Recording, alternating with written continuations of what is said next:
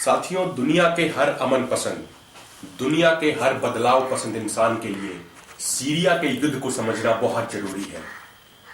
जो सीरिया के अंदर अभी हो रहा है, ऐसी घटनाएं पूरी शताब्दी में एक बार होती हैं। सीरिया 21वीं शताब्दी का कलिनिनग्राड है। कलिनिनग्राड वो मशहूर रूसी शहर है जहां पे जर्मन एम्पायर को जाके ब्रेक लग गए थे।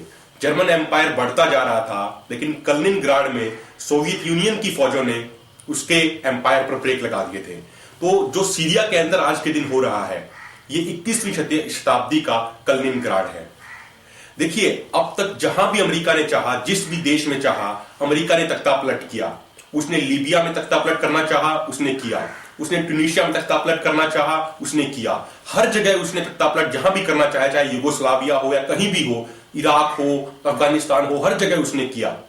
लेकिन सीरिया के अंदर आके उनकी इस मुहिम पे ब्रेक लग गए। इसीलिए ये घटना अपने आप में एक बहुत ही महत्वपूर्ण घटना है, जो कुछ साल बाद इतिहास के तौर पर इतिहास के पन्नों में दर्ज होगी।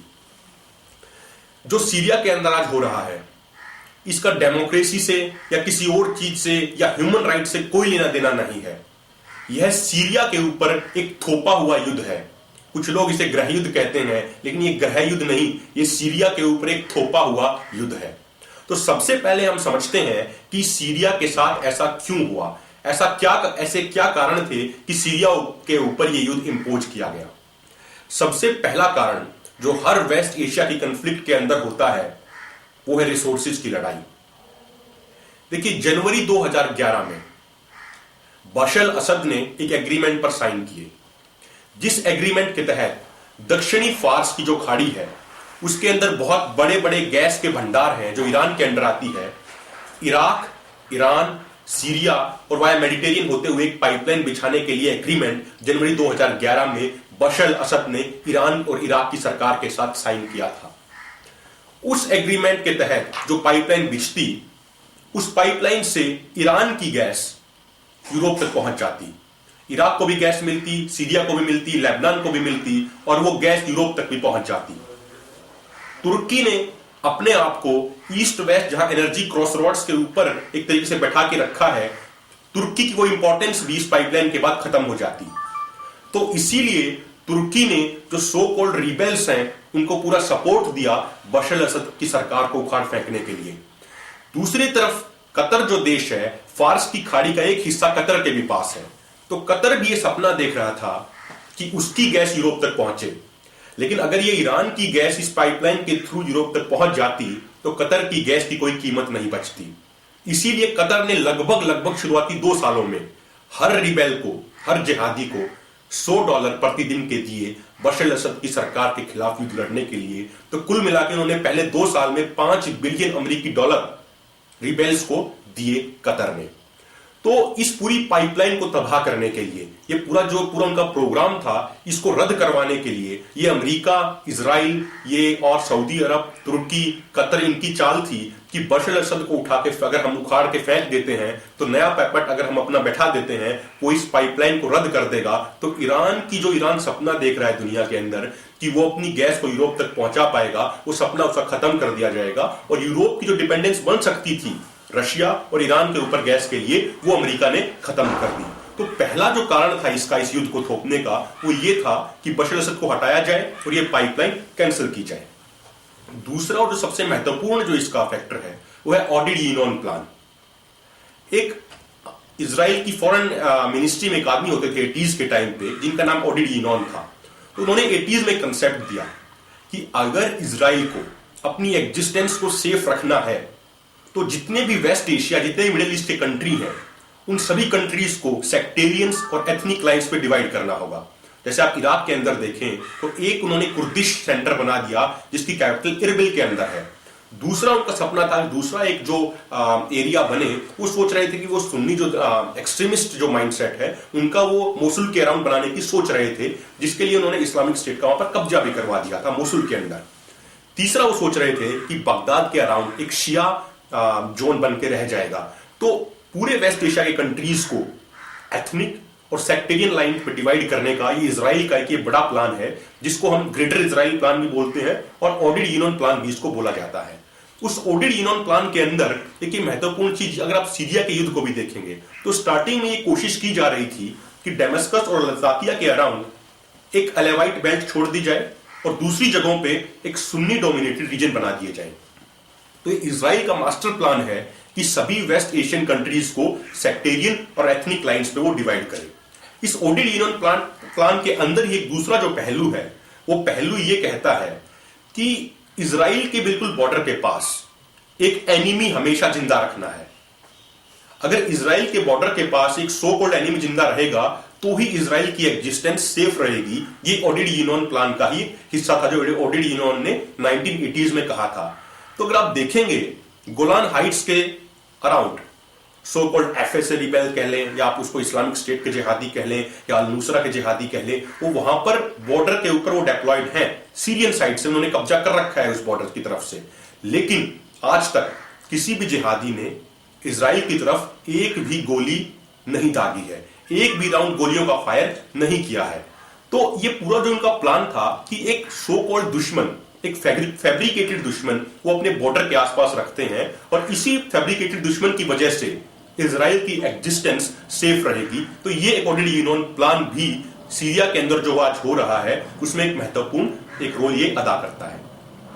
तीसरा और सबसे महत्वपूर्ण पहलू जो इस पूरे सीरियन युद्ध का है वो ये है कि 2006 में, कुछ लोग मानते हैं कि 2011 से ये शुरू हुआ सीरिया के अंदर, लेकिन मैं कहता हूं कि ये 2006 से शुरू हुआ था।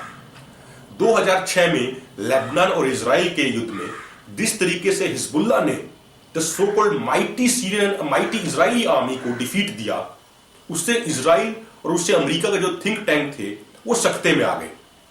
आज तक किसी भी अरब कंट्री ने इजराइल की आर्मी को डिफीट नहीं दिया था, लेकिन हिजबुल्लाह की फोर्सेस ने 2006 में इजराइल की the so called mighty army को डिफीट दिया और उनके लगभग 34 से भी ज्यादा मरकावा टैंक उन्होंने उड़ा दिए।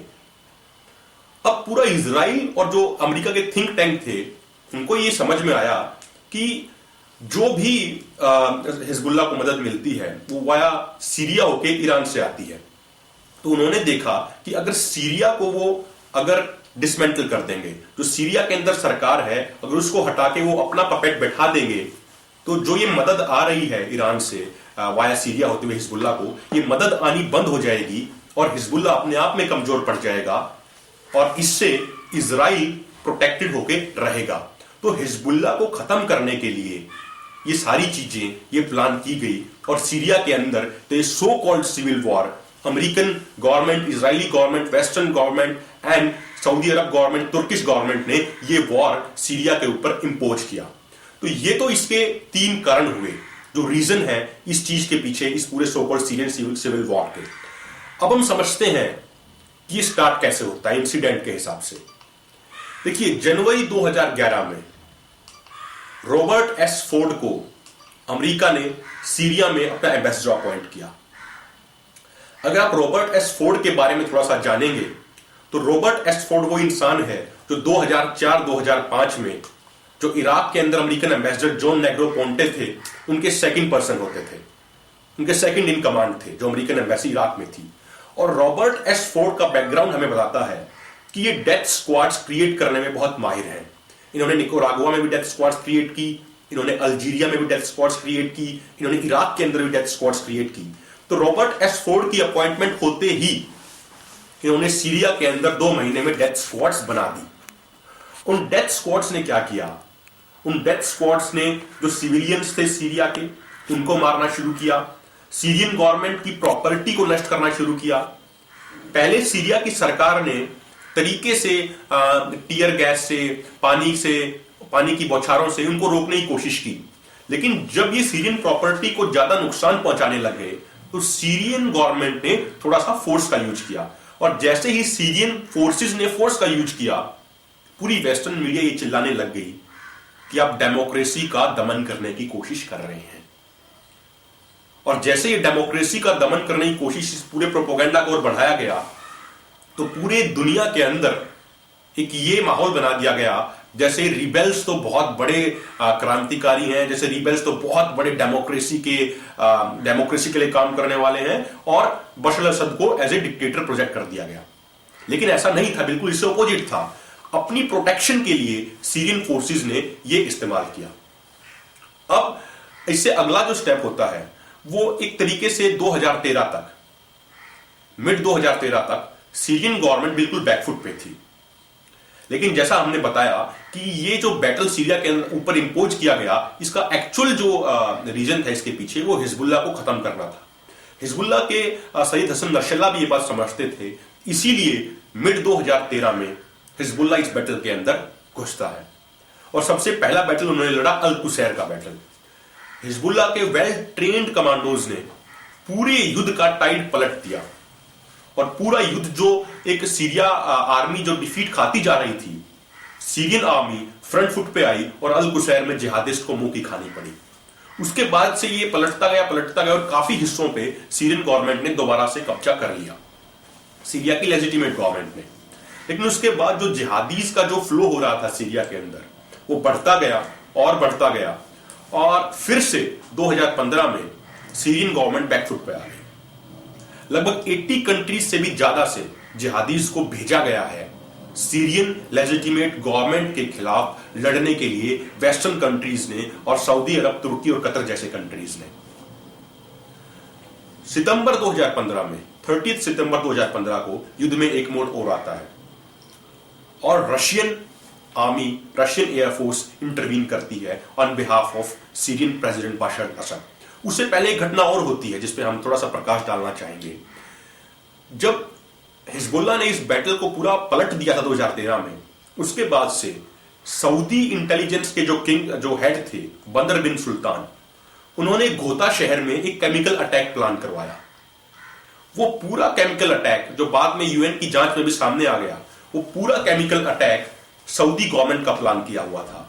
लेकिन आरोप लगाया गया सीरियन प्रेसिडेंट बशर अल असद के ऊपर। उस आरोप को उन्होंने बेस बना के उन पे हमला करने की कोशिश की, लेकिन रशिया के टाइमली इंटरवेंशन के बाद, उस टाइमली इंटरवेंशन की वजह से अमेरिका वो अटैक नहीं कर पाया और सीरियन गवर्नमेंट बच गई। अब 2015 में जैसे ही रशियन एयरफोर्स का इंटरवेंशन होता है, तो रशिया ने सबसे पहले जो इस्लामिक स्टेट के आतंकवादी जहां से अपनी फंडिंग जनरेट कर रहे थे, उस सोर्स को निशाना बनाया रशियन एयरफोर्स ने। जो सारा तेल तुर्किश प्रेसिडेंट इर्दोगान के बेटे जो बिलाल इर्दोगान के पास जाता था, आईएसआई सारा तेल सीरिया से निकालकर बिलाल इर्दोगान को जो बेचता था, रशियन एयरफोर्स ने उन टैंकर्स को निशाना बनाया और उन टैंकर्स को निशाना बनाने से जो फंडिंग जनरेट हो रही थी इस्लामिक स्टेट टेररिस्ट ग्रुप की, वो फंडिंग सारी बंद हो गई। फंडिंग बंद होते ही इस्लामिक स्टेट बैकफुट पर आने लग गया। आप देखिए पालमायरा का बैटल देखिए, उसके बाद आप कुवेरीज मिलिट्री बेस का बैटल देखिए, तो धीरे धीरे सीरियन गवर्नमेंट फिर से फ्रंट फुट पे आने लग गई। और अभी आप देखेंगे अलेप्पो में जल्द ही, अलेप्पो में जैसे ही सीरियन आर्मी की जीत होती है, लगभग 60 to 70% एरिया सीरिया का सीरियन लेजिटिमेट गवर्नमेंट के अंडर आ जाएगा, जो अभी 50% के लगभग आसपास है। तो अलेप्पो सीरियन गवर्नमेंट के अंडर आते ही ये युद्ध एक तरीके से खत्म हो जाएगा और Syrian legitimate government and Syrian people वो अपने देश में एक अमन पसंद तरीके से दोबारा से रह सकेंगे। सीरिया जो पूरे वेस्ट एशिया का इस युद्ध के शुरू होने से पहले सबसे ब्यूटीफुल कंट्री था, लेकिन आज के दिन वो पूरा तबाह कर दिया गया है। ये युद्ध खत्म होने के बाद असली काम शुरू होगा सीरिया को रिकंस्ट्रक्ट करने का, और मुझे उम्मीद है कि दुनिया की सभी ताकतें इस रिकंस्ट्रक्शन में सीरियन गवर्नमेंट का सपोर्ट करेंगी। धन्यवाद।